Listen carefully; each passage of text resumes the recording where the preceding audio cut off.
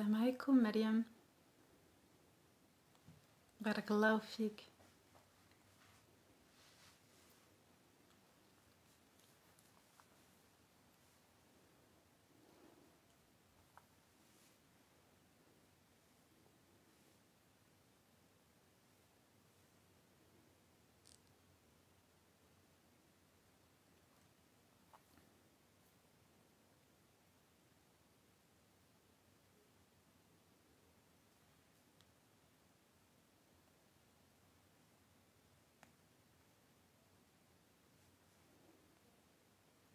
السلام عليكم.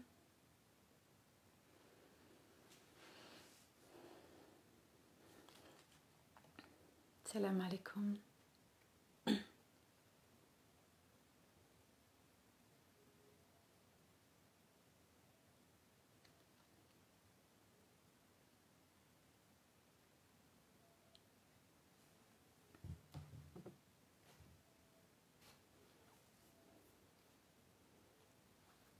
Encore une petite minute et on commence, Inch'Allah. Salam alaikum.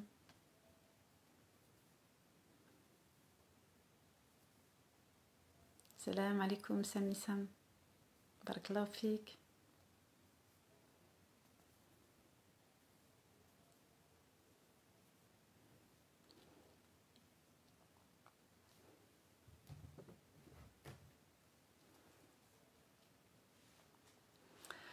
إن الحمد لله نحمده ونستعينه ونستغفره ونعوذ بالله من شرور أنفسنا ومن سيئات أعمالنا من يهده الله فهو المهتد ومن يضلل فلن تجد له وليا مرشدا وأشهد أن لا إله إلا الله وحده لا شريك له وأشهد أن محمد عبده ورسوله.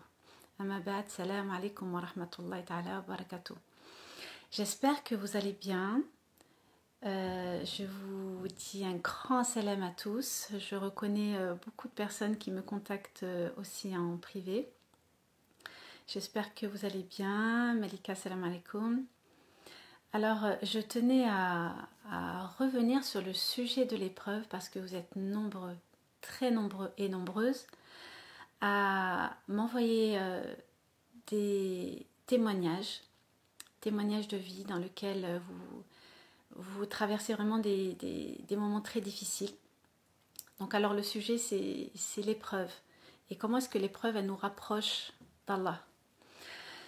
Et donc j'avais déjà fait un live sur le sujet de l'épreuve. Et je vais aborder l'épreuve d'une autre manière pour donner encore plus de sens, pour que ça puisse vous aider dans votre quotidien et que vous ayez une autre compréhension de ce qu'est l'épreuve. Alors, l'épreuve, on a été programmé, nous, chacun d'entre nous a été programmé pour penser que l'épreuve était une punition, était quelque chose de négatif et une punition. Et que quand on n'a pas d'épreuve et quand les choses sont faciles, eh bien, c'est quelque chose de positif. Et donc, quand ça va mal, on pense qu'on est seul. On pense qu'on est seul à vivre la difficulté dans laquelle on est. On pense qu'on est seul à vivre l'état dans lequel on est. Et souvent, quand on n'est pas bien, quand il nous arrive des difficultés, on s'isole et on reste seul.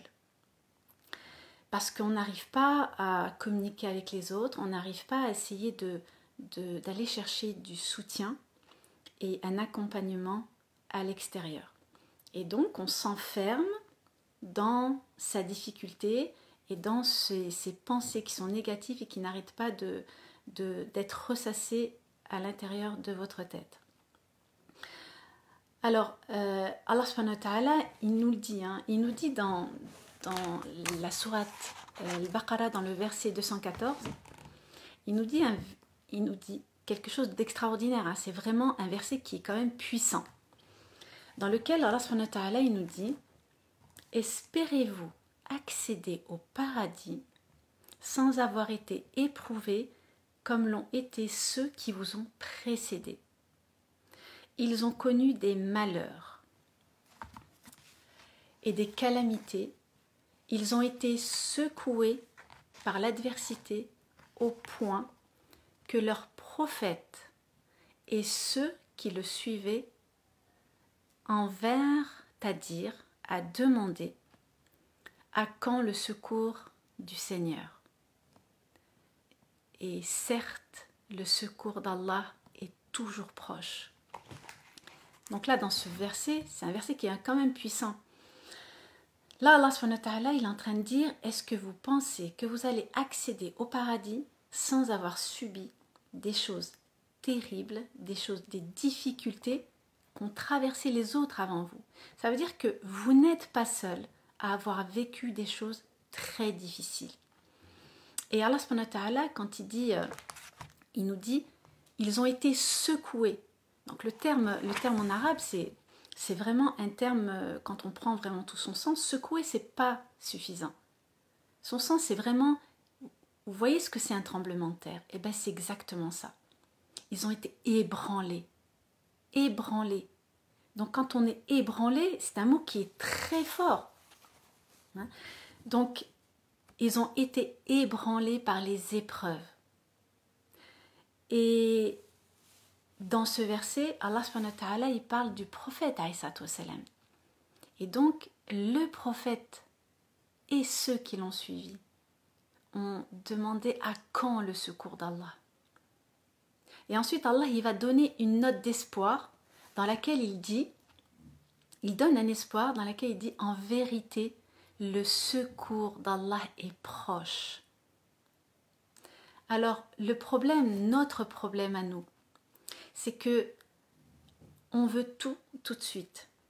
On est dans l'immédiateté des choses. Quand on demande quelque chose, on veut que ce soit exaucé, facilité immédiatement. Et quand ça ne se fait pas, on est déçu, on est triste et on se dit, en fin de compte, soit je ne mérite pas, soit ça ne fonctionne pas et en fin de compte, ça ne marche pas. Et on désespère. Et ça, c'est l'erreur et le piège dans lequel il ne faut surtout pas tomber.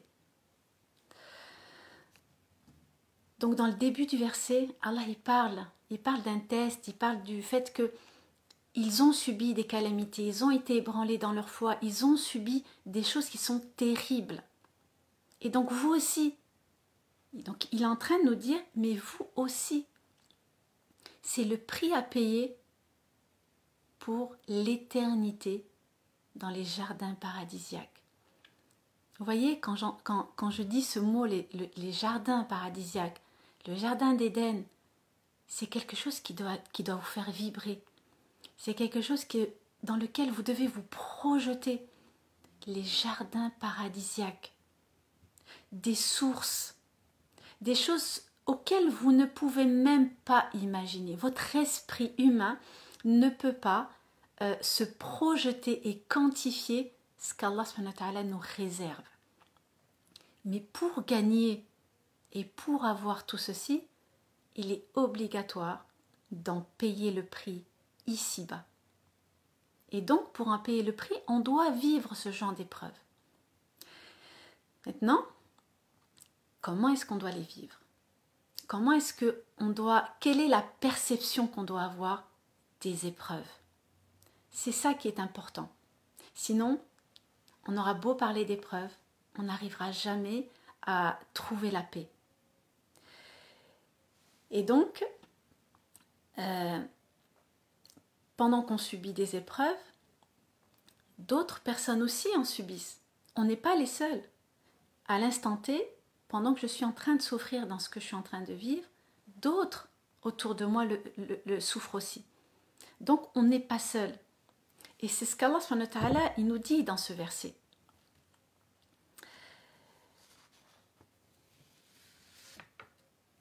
Quand Allah subhanahu wa ta'ala il dit, et certes le secours d'Allah est proche. Donc là, Allah subhanahu wa ta'ala il est en train de nous dire, il est en train de nous rassurer. Il est en train de nous dire que malgré votre épreuve, ne vous inquiétez pas. Je suis là et je vous apporterai la solution. je vous apporterai l'apaisement, je vous apporterai mon secours. Et quand Allah subhanahu wa ta'ala dit mon secours est proche, c'est qu'il est tout proche, il est tout proche. Mais il faut en comprendre les signes aussi. Parfois, on a l'impression que si Allah subhanahu wa ta'ala nous retire cette souffrance, eh bien là, je vais être bien. Je vais être bien, enfin. Le problème, c'est que ça ne fonctionne pas comme ça. L'être humain, il est toujours en quête de bien. On va dire, il est toujours à la quête du bonheur, à la recherche du bonheur. Et donc pour lui, s'il n'a pas d'épreuve, il est heureux. Si Allah il lui enlève cette épreuve, il sera heureux. Le problème, c'est que même si Allah lui enlève cette épreuve à ce moment-là, ça ne lui suffira pas. Parce qu'il sera en quête d'autre chose. Et quand une épreuve s'en va, une autre va prendre sa place. C'est pour ça qu'il est important de bien intégrer que les épreuves font partie de notre vie, font partie de notre cheminement. Et que ce qu'il faut comprendre dans l'épreuve, c'est comment est-ce qu'elle doit être perçue et comment est-ce que je dois la vivre. Et c'est ce qu'on va voir ce soir, ensemble. Dans la sourate 94, dans le verset 5, Allah subhanahu wa ta'ala il nous dit « Avec la difficulté, il y a certes une facilité. Innamal usri liyusra » Et souvent, ce verset, il est mal traduit. Il va être traduit par « après la difficulté, il y a une facilité », alors que ce n'est pas correct. C'est en parallèle, à côté de la difficulté, il y a la facilité. En même temps, sur le même degré. Je vis une difficulté, mais il y a la facilité qui est à côté. Donc, cette facilité, elle intervient en même temps que la difficulté. Mais de quelle manière elle va intervenir? C'est-à-dire que cette facilité, c'est la miséricorde d'Allah subhanahu wa ta'ala qui va nous accompagner. Et c'est vrai que quand on dit ça, ça reste des mots. Mais dans le concret, dans le ressenti, dans la manière dont je vais le ressentir à l'intérieur de moi, c'est quoi? C'est quoi être accompagné par la miséricorde d'Allah? Donc il faut se rappeler qu'à un moment de notre vie, on va avoir des difficultés. Donc j'ai des difficultés. Imaginez, repensez maintenant, repensez à une difficulté, la dernière difficulté que vous avez vécue. Une difficulté qui vous a fait vraiment très mal et ou peut-être que vous êtes en train de vivre maintenant. Donc cette difficulté, vous la vivez, vous en souffrez et essayez de voir quelle est la chose à côté qui était une facilité pour vous aider à surmonter justement l'épreuve que vous êtes en train de vivre maintenant ou que vous avez vécue peut-être le mois dernier, la semaine dernière. Donc c'est la perception et ce qu'il y a autour. Donc l'épreuve, il faut voir à côté ce qu'il y a. Et quand on vit une difficulté, ce qu'il faut voir, c'est là je vis une difficulté. Donc dans cette difficulté, dans ce domaine-là, j'ai une difficulté. Mais il y a aussi d'autres côtés, pendant que je vis ces difficultés, il y a d'autres côtés qui sont facilités. Donc si je regarde par exemple ma santé, je suis éprouvée par l'argent, par une perte d'emploi. Je suis éprouvée par un divorce. Je suis éprouvée par autre chose qui me fait énormément souffrir parce que chacun vit l'épreuve à sa manière. Mais ma santé, je l'ai. J'ai ma santé, ça c'est une facilité. Alhamdoulilah, j'ai ma santé. Mais grâce à cette santé, vous voyez, il y a un positif. Et ce positif-là doit m'aider justement à pouvoir déjà relativiser. Ça n'est pas tout encore. C'est déjà un point qui est positif. Et l'erreur que l'on fait souvent quand on est dans l'épreuve, c'est qu'on va se concentrer uniquement sur le problème. On va penser qu'au problème. Et constamment. Donc, ça veut dire qu'au lieu d'encaisser le coup et d'essayer de savoir qu'est-ce que je dois faire pendant cette épreuve? Je vais être concentrée que sur le problème. Et donc, je vais passer mon temps à ressasser ce problème. De quelle manière je vais le résoudre? Et comment je vais faire pour m'en sortir? Et qu'est-ce que je vais utiliser pour pouvoir m'en sortir? Donc, ça va accaparer toutes mes pensées. Quand je vais être dans ma prière, je vais penser à ce problème-là. Et ça va occuper tellement mes pensées que ça va me mettre dans une émotion d'anxiété. Je vais être accablée, je vais être triste et je vais avoir énormément de mal à avancer. Et donc, ce qu'on n'a pas compris, quand on n'arrête pas de penser à ce problème, c'est qu'on a oublié de rechercher celui qui peut justement résoudre la situation dans laquelle je suis. Et si j'arrêtais de ressasser mon problème, parce que le ressasser et rester dans cette situation d'anxiété et d'accablement ne résoudra pas votre problème.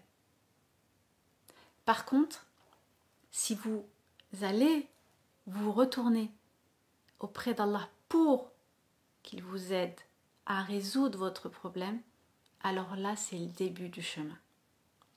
Mais c'est pas fini.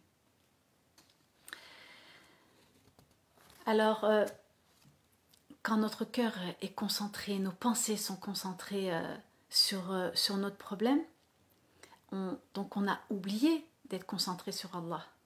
On a oublié de lui faire confiance. Et on a oublié de demander son aide. Et très vite, qu'est-ce qui va se passer? Ce qui va nous contrôler, ce sont nos pensées. Et ces pensées-là vont contrôler notre cœur aussi. Alors, si on prend un exemple, je prends un exemple d'un professeur. Vous devez passer un examen. Et donc vous avez révisé, vous devez passer un examen, vous êtes dans la salle d'examen et l'examinateur vous donne la copie. Donc il vous donne la copie pour que vous passiez l'examen, il va se reculer et il va vous observer de loin. Et dans sa tête, il va se dire soit la personne réussit, soit elle ne réussit pas. Et le problème, c'est qu'on a comparé Allah à un professeur, un examinateur. Et le problème de comparer Allah à un examinateur, c'est de lui enlever la place qu'il doit avoir. Ça veut dire que quand on est dans une salle d'examen, est-ce qu'on a le droit de demander de l'aide? On n'a pas le droit de demander de l'aide parce que c'est de la triche. Et quand on est en train de vivre une épreuve, on a le droit de demander de l'aide. Mais on a l'impression qu'on se refuse de demander de l'aide. On compare Allah comme l'examinateur qui regarde. On a l'impression que notre épreuve, on la vit, on la subit, et qu'Allah, il est là, il nous regarde, tout simplement. Sauf que la manière de faire, elle n'est pas bonne. C'est que quand on est dans cette épreuve-là, ce que l'on doit faire, c'est justement demander son aide. Et ne pas hésiter à demander son aide. Parce que c'est pour ça qu'on a été créé. C'est pour l'adorer uniquement. Et ça fait partie de l'adoration. Ça fait partie de l'adoration de revenir à Allah et de lui demander. Parce qu'il est l'unique et le seul qui peut vous apporter son aide. Personne d'autre. On s'est arrêté à toutes ces choses terrestres où on ne croit qu'à ce que l'on voit et que ce qui est en dehors de notre perception n'est pas quelque chose de viable concrètement. Ah, on dit je crois en Allah. Ça c'est sûr, je crois en Allah, il n'y a aucun souci. Sauf que de quelle manière je crois en Dieu? De quelle manière je crois en Allah? De quelle manière? Est-ce que je suis résolument convaincue que cette épreuve que je suis en train de vivre, elle est réellement le moyen de me rapprocher de lui. Et c'est ça qu'on a du mal à comprendre, parce que quand une épreuve, elle dure,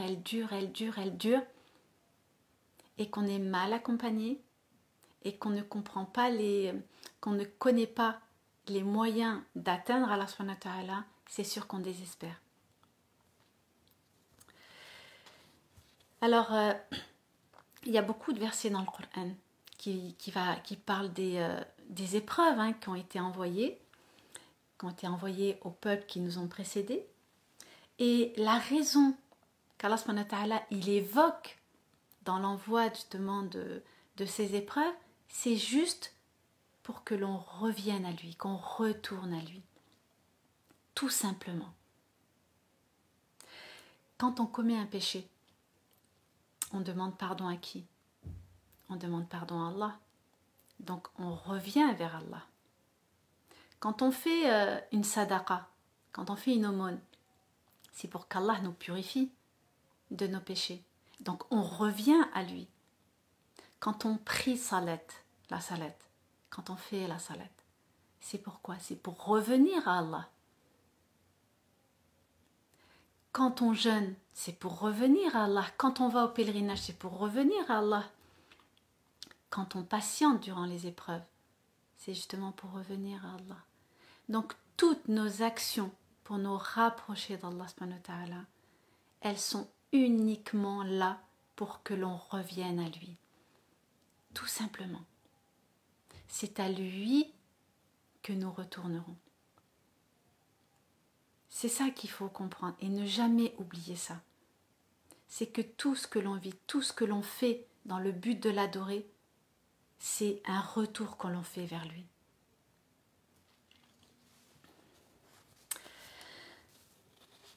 Donc se souvenir de lui à travers l'épreuve en lui demandant de l'aide. L'aide, c'est lui qui nous l'apporte. La finalité, c'est lui qui nous l'apporte.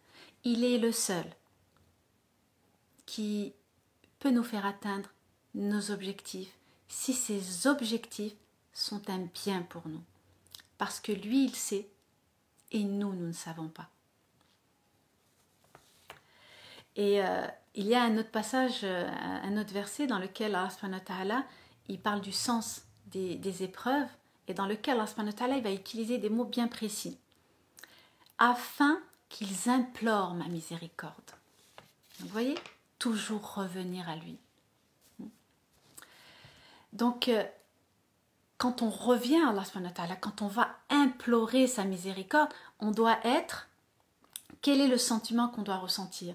On doit ressentir de l'humilité, mais c'est beaucoup plus que de l'humilité. C'est le fait de s'humilier devant Allah subhanahu wa ta'ala. Parce qu'on est dans un état de dépendance totale. On est dans un état d'accablement, dans un état où la seule chose qui peut nous aider, nous apporter, nous soulager, c'est le fait de s'humilier devant Allah subhanahu wa ta'ala. On s'humilie dans la salette. Quand on se lève la nuit, qu'on demande à Allah subhanahu wa ta'ala, quand on se confie à lui, quand on dit tout ce qu'il y a à l'intérieur de soi. Et que Allah subhanahu wa ta'ala va répondre de quelle manière? Le problème du croyant, c'est quoi? C'est qu'il pense que quand il s'humilie devant Allah subhanahu wa ta'ala, en se levant la nuit, en se levant toutes les nuits, il demande à Allah subhanahu wa ta'ala de résoudre son problème. Allah subhanahu wa ta'ala, il ne va pas résoudre tous les problèmes. C'est ça qu'il faut comprendre. Et ça, on le voit dans ceux qui nous ont précédés. Allah subhanahu wa ta'ala, il nous fait subir ce genre d'épreuve pour qu'on revienne à lui. Et quand on lui demande de l'aide, quelle est l'aide qu'on lui demande? Eh bien, c'est qu'il nous apaise durant ces difficultés. Qu'il nous donne justement cette sakina qui descend sur nous. Et ensuite, notre perception de l'épreuve, elle change. C'est pour ça qu'il ne faut pas se tromper. Les épreuves, il y en aura à l'appel. Elles vont se succéder. Donc, si Allah, il vous apporte il résout ce problème-là, vous allez en avoir un autre, et encore un autre, et encore un autre. C'est une succession d'épreuves, la vie. Et on est sur terre pour ça. Donc, ce que l'on a besoin d'avoir et de demander à Allah subhanahu wa ta'ala, c'est justement qu'il nous apaise. Parce que quand il nous apaise, à ce moment-là, c'est là que vous allez être bien. C'est là que vous allez être heureux. Tout simplement. Imaginez que vous êtes sur un bateau et qu'il y a une tempête. Vous êtes au milieu de l'océan et qu'il y a une tempête. Vous savez, les tempêtes dans l'océan, quand on est sur un bateau, je ne parle pas d'un grand bateau, un bateau tout simple. Un bateau avec une tempête. Là, vous prenez peur. Qu'est-ce qui se passe? Vous allez faire quoi? Le premier réflexe de l'être humain, c'est de chercher de l'aide. Donc, je cherche de l'aide en demandant de l'aide, en appelant les gardes-côtes, en faisant un SOS. Et si j'arrive pas, ce que je vais faire, c'est que je vais prendre un canot de sauvetage. Et je cherche tous les moyens possibles et inimaginables qui sont autour de moi. Et j'oublie de lever mes mains et de demander à Allah de l'aide. Bien sûr qu'il faut faire les causes. Je ne dis pas qu'il ne faut pas faire les causes. Bien sûr. Mais la première chose que l'on doit faire, c'est de s'en remettre tout de suite à Allah subhanahu wa ta'ala et de faire les causes.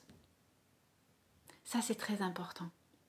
Parce que quand un problème nous arrive, quand une maladie très grave nous touche, quand un accident très grave nous touche, quand on perd quelqu'un de proche, quelle est notre réaction à ce moment-là? Et c'est ça qui détermine la réussite du croyant. C'est la première réaction face à une tragédie. Est-ce que je m'en remets à Allah à ce moment bien précis? Ou est-ce que je suis dans une telle... Pourquoi? Pourquoi est-ce qu'il m'arrive ça? C'est comme une rébellion. Et après, quand ça passe, on dit Alhamdulillah ala kulli hal. Sauf que ça ne fonctionne pas comme ça. Parce que la première réaction, c'est que tu n'as pas fait confiance à Allah. Sur le moment. Tu ne t'en es pas remis à Allah subhanahu wa ta'ala. Tu n'as pas demandé à Allah subhanahu wa ta'ala qu'il te donne de la patience. Parce que quand tu demandes à Allah subhanahu wa ta'ala, quand tu es patient, Allah te rajoute de la patience. C'est pour ça que la première réaction, elle est déterminante. C'est elle qui donne le succès. Parce que c'est facile quand tout s'arrange de dire Alhamdulillah. Donc c'est pour ça qu'il faut être vigilant.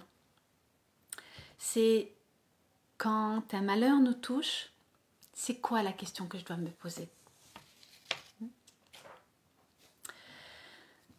Alors, bien sûr, je ne dis pas qu'il ne faut pas faire les causes. Bien sûr, les causes, il faut toujours les faire.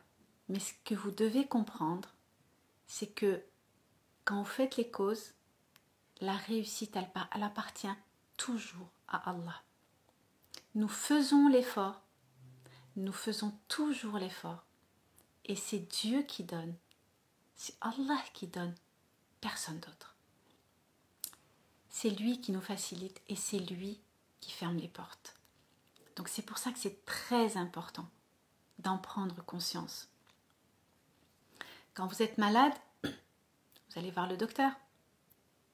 Donc il va vous donner des médicaments, un traitement. Mais en fin de compte, qui va donner la guérison? C'est Allah subhanahu wa ta'ala qui donne la guérison. Et quand je dis ça, c'est pas réducteur. Hein. C'est une réalité. C'est une réalité. C'est pour ça qu'il faut en être convaincu. Donc, je suis sur ce bateau et j'ai épuisé toutes les possibilités pour essayer d'être sauvée, de m'en sortir. Et je n'ai pas réussi. Et à ce moment-là, je prends conscience que je dois me retourner auprès d'Allah subhanahu wa ta'ala. Donc, je m'en retourne à Allah. Je m'en remets à Allah. Et quand on s'en remet à Allah, là, hein, à ce moment-là, c'est plus de l'humilité. Hein. C'est vraiment quand on est dans un désespoir absolu. On est dans l'océan, dans un bateau qui risque de couler. Donc, je suis dans ce bateau. La tempête, elle fait rage. J'ai épuisé toutes les possibilités. Et je me retourne auprès d'Allah subhanahu wa ta'ala parce qu'à ce moment-là, je suis dans un désespoir absolu. Et je me rends compte que le seul être qui peut m'apporter une solution, c'est mon Créateur. Il est le seul qui peut réaliser de me sauver. Donc c'est quand on est vraiment dans un besoin intense, hein, intense, à ce moment-là on se retourne vers Allah subhanahu wa ta'ala. Alors, c'est pas juste on va prier Allah subhanahu wa ta'ala, on va lui demander, mais c'est pas juste une simple prière, c'est bien plus que ça. C'est de se prosterner, de le supplier, de nous aider, de nous soulager. Donc on est là dans cette insistance et Allah subhanahu wa ta'ala il voit, et il voit quoi en premier? Il voit votre cœur, et ça c'est le plus important. Et donc c'est ça le but de l'épreuve. Le but de l'épreuve c'est d'être là à se prosterner et à supplier Allah subhanahu wa ta'ala de nous apporter son aide. Parce qu'on est vraiment dans une limite de désespoir absolu. Alors quand je dis désespoir absolu, c'est pas être dans ce manque de confiance en Allah subhanahu wa ta'ala. C'est que j'ai essayé de trouver de l'aide tout autour de moi, je n'ai pas réussi. Et là, je suis tellement dans cette situation de peur, de désespoir de ne pas m'en sortir, que je prends conscience à ce moment-là qu'en fin de compte, j'ai juste à lever les mains et à demander à Allah, avec toute la confiance que je peux avoir en lui. Et le souci, c'est qu'on ne s'en remet pas souvent entre les mains d'Allah. C'est ça le problème, c'est qu'on ne se remet pas souvent. Et c'est souvent aussi parce qu'on n'a pas les clés pour le faire, qu'on n'est pas accompagné, qu'on ne trouve pas les bonnes personnes pour nous conseiller aussi. Et donc quand on n'est pas conseillé correctement, et ben forcément, on ne prend pas la bonne voie.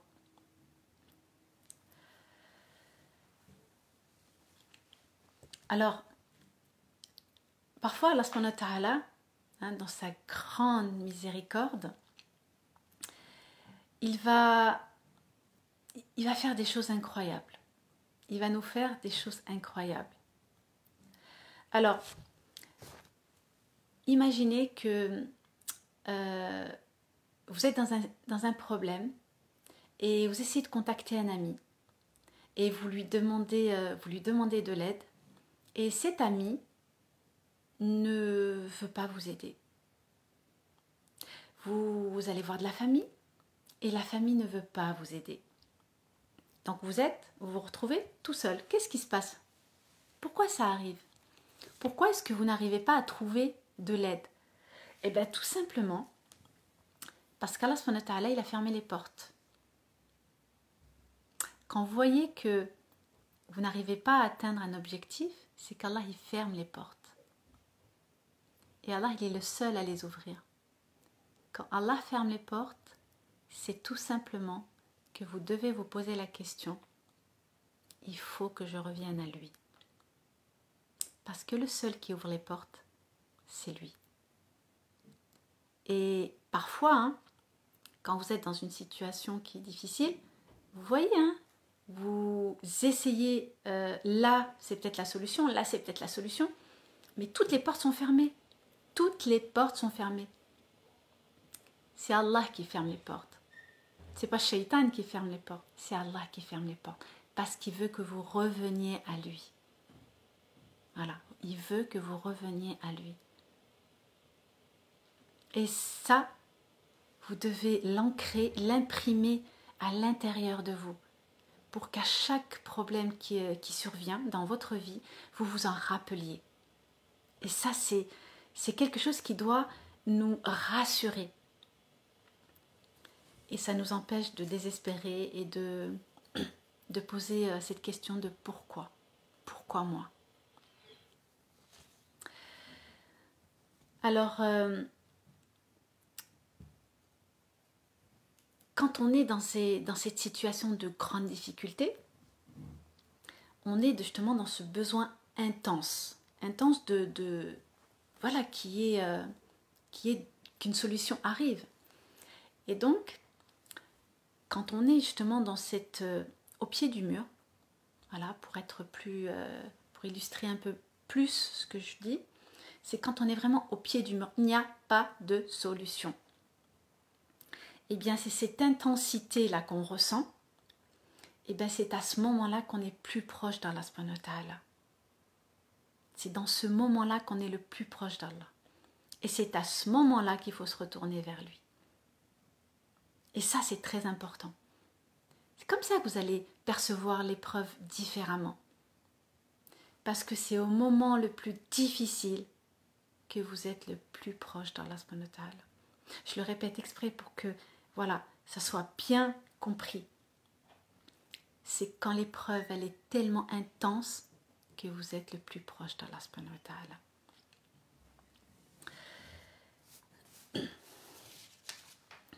Alors, on est d'accord que l'épreuve n'est pas une punition. Et c'est plutôt une miséricorde de sa part. Alors, sans cette tempête, jamais, donc sans cette tempête qu'on est en train de vivre, sans ces épreuves-là, jamais vous n'auriez goûté à la proximité aussi intense avec Allah subhanahu wa ta'ala. C'est ça qui nous permet de nous rapprocher de lui. C'est ça qui nous permet de ressentir le goût de sa présence et d'être dans son intimité. Et Allah subhanahu wa ta'ala, il nous raconte les histoires des gens qui nous ont précédés. Et des personnes, il nous parle de justement ces personnes-là qui étaient dans un bateau et qui ont vécu justement une tempête. Et là, ils ont essayé de chercher entre eux de l'aide et ils ont compris que le seul qui pouvait les aider, c'était Allah subhanahu wa ta'ala. Et c'est à ce moment-là qu'Allah subhanahu wa ta'ala, il les a, quand il a fermé toutes les portes, de pouvoir trouver une solution, d'être sauvé, et ben c'est de se retourner, de dire « Ya Allah, aide-nous, sauve-nous. Si tu nous sauves, alors je ferai en sorte d'être sur le droit chemin. » Et donc Allah subhanahu wa ta'ala, il va leur faciliter, ils vont revenir sur la terre ferme. Et qu'est-ce qui va se passer à ce moment-là? Eh bien, ils vont revenir à leurs habitudes. Leurs habitudes d'être dans cette attraction, de cette dunya. Donc, ils vont reprendre le cours de leur vie et ils vont oublier leur engagement. Vous voyez, quand on est dans un besoin intense, on lève les mains et on demande à Allah. Et quand Allah il nous facilite, on oublie, on revient à nos habitudes. Et ça, c'est quelque chose il faut vraiment être vigilant à ça. C'est vraiment être très vigilant à ça. Alors, ce qu'on doit vraiment retenir, c'est que même quand tout va bien, on ne doit pas oublier Allah subhanahu wa ta'ala. Et vous savez, ceux qui sont le plus éprouvés, c'est justement ceux qui sont dans l'aisance. Ceux qui sont dans l'aisance, eh bien, c'est beaucoup plus dur pour eux de revenir vers Allah subhanahu wa ta'ala. Pourquoi? Parce que quand ils sont dans l'aisance, ils ne sont pas dans l'obligation de demander quelque chose à Allah subhanahu wa ta'ala. Parce que pour eux, ils ont tout. Et donc, ils s'éloignent d'Allah subhanahu wa ta'ala. C'est pour ça que c'est vraiment très difficile pour ceux qui ont des moyens matériels. Donc, quand on compare l'épreuve qui est difficile, il n'y a qu'une issue. L'issue, c'est de se rapprocher d'Allah subhanahu wa ta'ala quand on est dans cet intense besoin. Et quand on est dans l'aisance, on a différentes possibilités. Donc les différentes possibilités, c'est l'argent, c'est le statut social, c'est les enfants, c'est la famille, c'est ce qu'on possède. Et donc c'est ça qui nous fait oublier. C'est d'avoir toutes ces distractions mondaines de la vie qui nous font oublier de remercier les bienfaits d'Allah. Parce que quand on a, on ne ressent plus le besoin de demander à Allah subhanahu wa ta'ala. C'est pour ça que l'épreuve, elle nous rapproche d'Allah subhanahu wa ta'ala. C'est pour ça que quand on demande à Allah subhanahu wa ta'ala des biens matériels, demandez toujours si cette chose risque de me détourner de ton adoration, alors non, je n'en veux pas. Si cette chose me permet de mieux t'adorer, alors Seigneur, facilite-moi. Et quand vous faites une invocation et que vous demandez quelque chose à Allah subhanahu wa ta'ala, demandez-lui de cette manière, en lui demandant, Seigneur, j'ai besoin de ce travail par exemple. J'ai besoin de réussir cet examen. Et j'aimerais me marier avec telle personne. Si cette personne ou ce travail ou cet examen est quelque chose qui est bon pour moi, alors facilite-moi, accorde-le-moi. Si cette chose que je veux n'est pas une bonne chose pour moi, alors ne me l'accorde pas. Ça, c'est très important. Parce que parfois, on convoite des choses et on demande à Allah. Et le temps passe et Allah subhanahu wa ta'ala, il vous l'accorde quand même. Parce que c'est quelque chose qui brûle dans votre cœur. C'est une envie que vous avez. Et Allah, il vous l'accorde. Et quand il vous l'accorde, vous vous rendez compte en fin de compte que ce n'était pas quelque chose de bien pour vous. C'est pour ça que en faisant l'expérience des demandes à Allah subhanahu wa ta'ala, c'est là que vous prenez conscience qu'en fin de compte, ne demandez que ce qui est bon pour vous. Parce qu'Allah, il sait ce qui est bon pour vous. Parce que vous ne savez pas ce qui est bon pour vous. Donc ne demandez pas, Seigneur, donne-moi ceci. Mais donne-moi si c'est quelque chose de bien pour moi. Et là, vous ne serez jamais déçus. Jamais. Alors, quand certaines épreuves nous touchent, des épreuves qui sont très difficiles, c'est un moyen pour le croyant de se purifier. C'est une purification. Les épreuves sont une purification. Alors, comment est-ce qu'on pourrait comparer l'intensité de cette purification grâce aux épreuves? Quand on purifie l'or pur, comment est-ce qu'on peut le purifier? Bien, on est obligé de le chauffer. Et quand on le chauffe, qu'est-ce qui se passe? Eh bien, on a enlevé toutes les impuretés. Et là, Allah subhanahu wa ta'ala, à travers les invocations, je ne dis pas qu'il nous chauffe, mais il nous donne tellement d'épreuves difficiles, vraiment très lourdes, que ça va faire quoi? Eh bien, l'intensité est tellement forte que Allah subhanahu wa ta'ala, il va purifier nos péchés. Parce qu'il sait qu'à l'intérieur de nous, il y a du bon et du mauvais. Et à travers justement ces épreuves, il va purifier, il va retirer le mauvais au fur et à mesure pour ne garder que ce qui est bon. C'est pour ça que quand on traverse une épreuve très douloureuse, on en ressort grandi, transformé, avec des perceptions qui sont différentes. Et c'est à ça que servent les épreuves. Et elles nous rapprochent, elles nous rendent plus humbles on est plus dans l'humilité et dans un regard bienveillant autour de nous. Et donc, ne pas penser que les épreuves sont une punition. Et quelle est la bonne réponse aux épreuves? Eh bien, c'est tout simplement la patience. Et la patience, c'est quelque chose dans lequel on ne se plaint pas. Ça veut dire que je suis dans une souffrance qui est très difficile. Mais je ne me plains pas de ce que je suis en train de vivre. C'est juste cette souffrance. Le fait de ressentir de la souffrance, c'est pas interdit, c'est humain. La perte de quelqu'un, ça nous fait pleurer, ça nous fait souffrir. C'est normal. Le problème, il n'est pas là. C'est que je me plains à Allah, mais je ne me plains pas d'Allah. Donc ça, c'est une nuance qui est importante. Alors, on n'est pas dans « pourquoi Allah tu m'as fait ça ?» On est plus dans une autre manière de répondre aux épreuves. Parce que quand on est dans la plainte, quand on se plaint d'Allah, et quand on est dans cette négativité pendant l'épreuve, ben, on n'en retire pas les bénéfices. Les bénéfices qui sont la proximité d'Allah subhanahu wa ta'ala, les bénéfices qui sont de se purifier de nos péchés.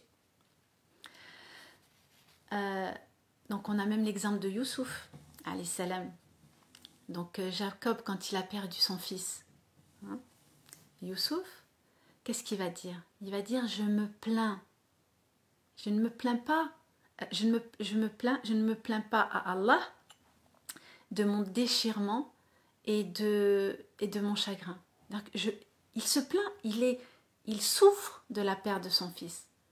Donc c'est tout à fait normal. Le prophète a perdu son fils, il en a pleuré, il était chagriné, mais il ne s'est pas révolté contre Allah subhanahu wa ta'ala. Donc quand on est justement dans cette épreuve, on cherche refuge auprès d'Allah subhanahu wa ta'ala. On se retourne vers Allah subhanahu wa ta'ala justement pour qu'il nous apporte cet apaisement. Et il y a encore mieux que la patience.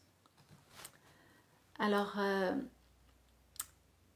le prophète il nous enseigne hein, que dans toutes les difficultés, que toutes les douleurs qui sont atteintes qui touchent le croyant, et bien justement, il y a ce hadith qui dit que quand un croyant est piqué ne serait-ce que par une piqûre, et bien tous ces péchés les péchés sont effacés. Donc chaque épreuve, comme je vous l'ai dit, Allah subhanahu wa ta'ala efface nos péchés, il nous purifie comme l'or. Et donc, qu'est-ce qui est encore mieux que la patience? Eh bien, c'est le contentement. Et le contentement, c'est que à l'intérieur de moi, j'ai mal, je souffre, mais quand on combat ce sentiment et qu'on essaye d'être patient, Allah subhanahu wa ta'ala nous rajoute de la patience. Et quand on s'efforce d'être patient dans cette difficulté, eh bien Allah subhanahu wa ta'ala nous donnera encore plus de patience parce qu'on en a énormément besoin. Et le degré au-dessus justement de cette patience est le fait de ressentir une paix intérieure, une paix qui est vraiment ancrée dans notre cœur et qui nous aide justement durant les difficultés. Et c'est ça qu'on recherche. C'est d'avoir ce contentement, d'être apaisé et de savoir que quand on se prosterne, quand on s'humilie devant Allah subhanahu wa ta'ala va nous apporter justement cette paix du cœur qui nous permet de surmonter et de vivre ces épreuves d'une autre manière, avec une autre perception et un autre regard. C'est comme l'histoire d'Abu Hanifa. Abu Hanifa qui est un des 4 savants de l'islam, un des 4 écoles, il était en train de donner un cours, c'était un riche commerçant. Et on venait lui annoncer, lui dire que ses bateaux venaient de couler. Donc on lui annonce ça et il dit Alhamdulillah.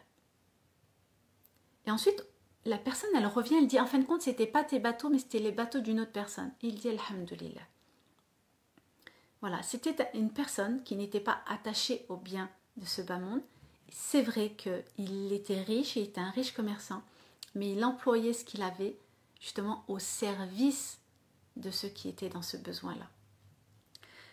Qu'Allah nous fasse miséricorde, qu'Allah nous aide, qu'Allah nous accorde et nous permette d'atteindre sa proximité à travers les épreuves et qui justement nous apporte cette force dans la patience, dans cette souffrance que nous vivons parfois au quotidien et qui nous apporte cette sekina, cette sérénité du cœur pour nous aider à percevoir l'épreuve d'une différente manière.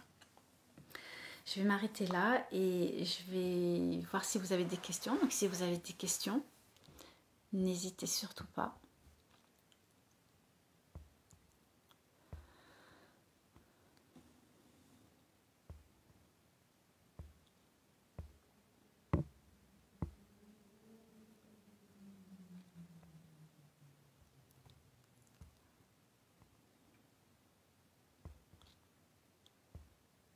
Alors si vous avez des questions, n'hésitez pas.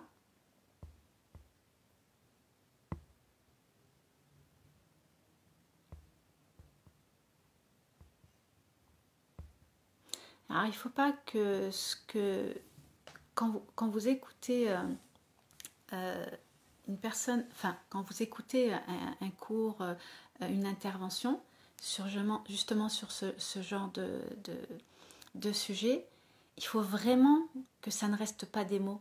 Il faut vraiment que vous mettiez en application et que ça vous pénètre pour que quand vous êtes, parce que je pense que beaucoup d'entre vous sont dans des situations qui sont difficiles, que vous puissiez vous en imprégner. Alors je vois pour Doumbia, pour les invocations, tout simplement envoyez-moi un message sur Messenger. Non, pas Messenger, sur Instagram. Allez sur mon Instagram, c'est mon prénom et mon nom de famille. Et je vous répondrai, je vous enverrai, Inch'Allah, les invocations. Donc les personnes qui ont besoin des invocations que l'on fait le matin et le soir, je vous les envoie avec grand plaisir. Envoyez-moi, abonnez-vous sur mon Instagram et je vous les enverrai par message, Inch'Allah. Alors, Shaima, en parler, c'est pas forcément se plaindre. Non, c'est pas se plaindre. Donc, quand on essaye d'en parler, bien sûr, on en parle à une personne. Alors, c'est soit vous en parlez à Allah, donc là, oui, il faut en parler à Allah, parce que lui, il est le seul à connaître votre situation et la manière dont tu vis cette situation. Et oui, il faut se confier, il faut dire les choses, comment vous les ressentez, parce que quand vous dites, vous les exprimez par les mots, votre cœur les ressent et l'émotion, elle arrive en même temps. Et là, c'est que de la pure sincérité qui va émaner de tout ça. C'est pour ça qu'il faut bien vous confier et dire les choses. Et si vous en parlez à quelqu'un, eh bien, choisissez la bonne personne. Une personne qui sera à l'écoute, qui va vous écouter et qui sera à même de vous accompagner. Inch'Allah.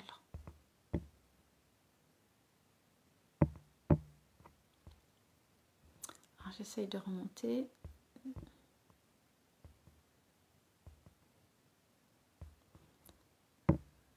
Donc, si vous n'avez pas de questions, alors peut-être qu'il y en a qui ne veulent pas poser des questions là. Pour les personnes qui peuvent...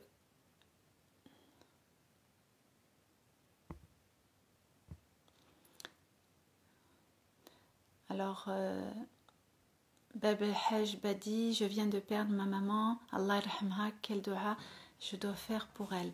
Alors, Allah yarhamha, qu'Allah lui accorde le paradis, qu'il lui facilite, Inch'Allah, son ascension au paradis, Inch'Allah. Et le mieux, c'est pour les parents qui sont décédés, c'est d'avoir des enfants. Donc c'est ça les œuvres qui perdurent quand on décède, c'est d'avoir un enfant qui fait des doha, qui fait une sadaqa jariya. C'est-à-dire que si vous donnez ne serait-ce que 1 euro, 10 euros, 20 euros, 50 euros dans une mosquée ou dans un puits, c'est quelque chose qui va, tous les bienfaits qui vont ressortir de cette chose qui va perdurer dans le temps, ce sera que des hasanats pour votre maman, Inch'Allah.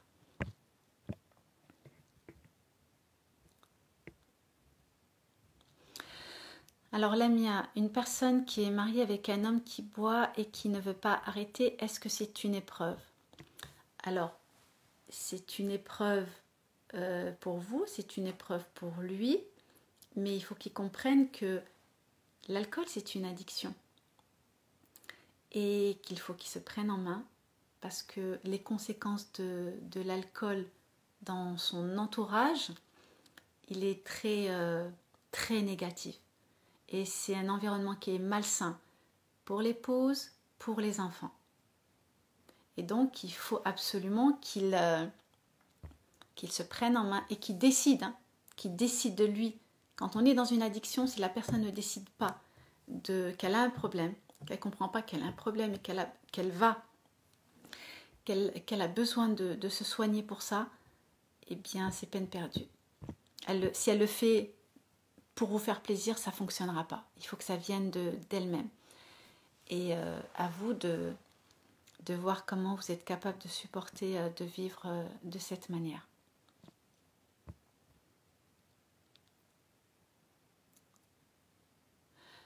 Alors Belinda, comment sait-on que c'est vraiment une épreuve en tant que bien?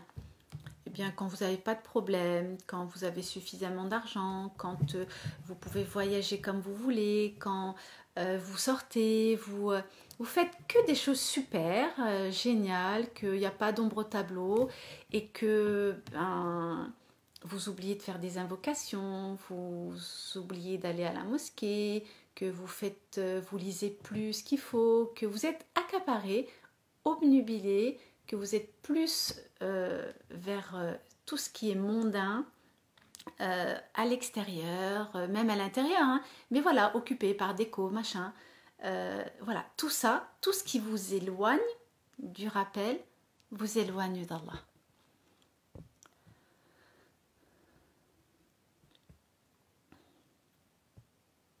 Alors, Imen, comment ressentir et nourrir cette confiance en Allah totalement? C'est de le considérer comme il est, comme celui qui est le seul capable de vous apporter. Et que si vous le considérez comme ça, alors oui, il sera comme vous l'avez considéré. Si vous le considérez différemment, si vous avez un doute sur sa capacité à vous apporter ce dont vous recherchez, alors il ne vous l'apportera pas. C'est pour ça qu'il est très important de considérer Allah comme il est. Alors Barry, à quel moment de la nuit il faut demander à Dieu? Alors la nuit, elle commence après l'Aïcha et elle se termine avant la prière du Fajr. Donc à vous de voir à quel moment vous avez envie de vous lever. Et quand vous vous levez, n'allumez pas la lumière. Laissez un peu la lumière de la lune rentrer dans la pièce. Et que vous soyez dans la pénombre, vous serez beaucoup plus concentré et beaucoup plus dans votre prière et votre demande.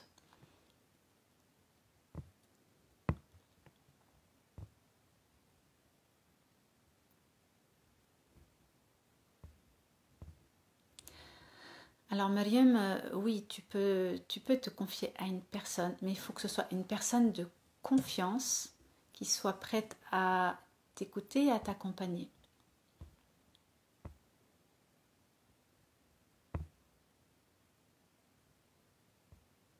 Barakallahu fikoum pour vos belles paroles, pour beaux messages.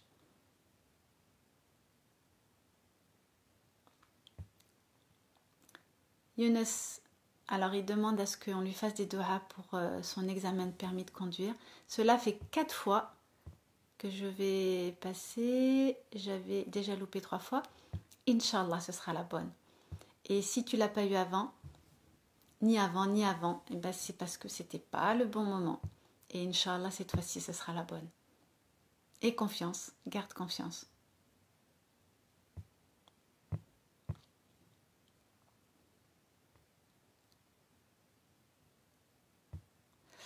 Alors, pour les personnes parce que je vois qu'il y a énormément de questions, je répondrai avec un grand plaisir, mais là le temps y passe. Abonnez-vous à mon Instagram, envoyez-moi vos questions et j'y répondrai. Je réponds à tout le monde, hein. Soyez juste patient. Et je vous répondrai, ne vous inquiétez pas, parce que je consacre toujours un temps où je réponds aux questions de mes abonnés. Donc, vous avez des questions, comme ça je pourrais vous poser des questions pour aller plus, pour connaître un petit peu plus de détails, pour bien vous répondre et être plus juste avec vous. Donc n'hésitez pas à vous abonner à ma page et je vous répondrai avec un grand plaisir. Je vais clôturer et n'hésitez pas à me poser vos questions, Inch'Allah. اللهم أنت ربي لا إله إلا أنت خلقتني وأنا عبدك وأنا على عهدك ووعدك ما استطعت أعوذ بك من شر ما صنعت أبوء لك بنعمتك علي وأبوء بذنبي فاغفر لي فإنه لا يغفر الذنوب إلا أنت يا مقلب القلوب ثبت قلوبنا على دينك يا مقلب القلوب ثبت قلوبنا على دينك يا مقلب القلوب ثبت قلوبنا على دينك سبحان ربك رب العزة عما يصفون والسلام على المرسلين والحمد لله رب العالمين. Qu'Allah vous accorde le meilleur ici-bas et dans l'au-delà et sachez qu'Allah vous accompagne à chaque instant de votre existence, à chaque minute de votre journée. Ne doutez jamais de lui, ne doutez jamais de son secours et ne doutez jamais de sa présence. Et quelle que soit la chose que vous lui demandez, quelle que soit la chose que vous lui confiez, sachez qu'il est à l'écoute et qu'il sait ce qu'il y a dans vos cœurs. Qu'Allah vous accorde le meilleur, qu'Allah vous accorde sa proximité au quotidien, qu'Allah vous aime et qu'Allah vous garde. Salam alaikum wa rahmatullah.